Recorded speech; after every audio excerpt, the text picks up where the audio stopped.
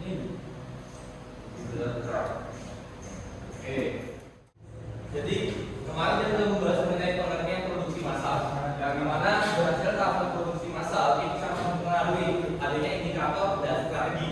Seperti yang bisa kalian lihat di PPT ini, ada efisiensi tinggi, biaya produksi yang terkendali, kualitas konsisten, dan skalabilitas bisnis. Yang dimana 4 poin ini akan menjadi sebuah indikator dan strategi agar kita bisa menggapai keberhasilan dalam produksi massal.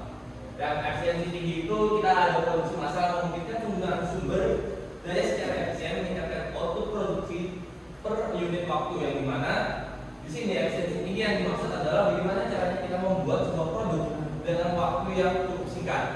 Terus ada biaya produksi yang terkendali dengan standarisasi dan volume besar. Biaya produksi per unit cenderung lebih rendah, meningkatkan profitabilitas per unit penjualnya. Di sini dinilai setiap unit yang kita buat, seperti misalnya handphone, itu memerlukan komponen-komponen apa saja dan biaya yang diperlukan untuk membuat satu unit tersebut. Terus ada kualitas konsisten. Proses standarisasi pada produksi massal menunggu kualitas produk yang konsisten dari unit ke unit. Di sini namanya bisa disebut juga dengan QC atau quality control.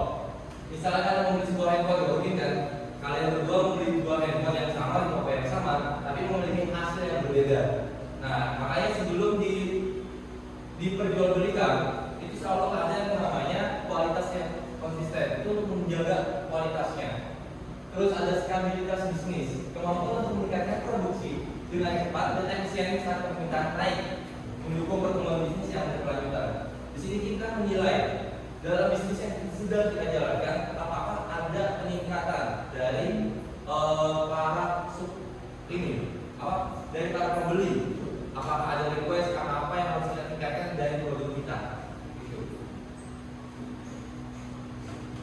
Oke, selanjutnya di sini ada indikator keberhasilan produksi, yang dimana sama seperti tadi, tingkat efisiensi produksi, kualitas produk, pengendalian biaya, kepuasan pelanggan, dan waktu pencapaian produk. Tingkat efisiensi di sini bisa kita capai secara optimal dilakukan dengan sumber daya yang tersedia. Contohnya, mungkin kalau kalian tahu produksi massal itu kebanyakan ada di industri otomotif dan industri elektronik, yang dimana semua berjalan secara otomatis. Nah, di situ mereka mengeluarkan biaya yang lebih tinggi, tapi menurunkan biaya yang berkelanjutannya. Terus kualitas produk, di sini harus ada standar nilai kualitas produk kita untuk menjaga kenyamanan dari para pelanggan. Terus pengendalian biaya, memastikan bahwa biaya produksi tidak melebihi anggaran yang telah disediakan atau direncanakan. Ini biar kita tidak mendapatkan kerugian ketika kita seharusnya mendapatkan keuntungan. Terus kepuasan pelanggan. Kepuasan pelanggan adalah hal yang paling kita incar atau yang kita inginkan. Karena untuk apa kita melakukan sebuah produksi jika pelanggan kita tidak merasa puas. Terus waktu penyampaian produk ketika sudah jadi pada satu pabrik itu harus kita distribusikan kepada toko-toko yang ada dan yang berafiliasi dengan kita. Nah, itu mengukur kecepatan pengiriman produk kepada pelanggan dan proses produksi hingga sampai itu juga menjadi suatu patokan untuk kita.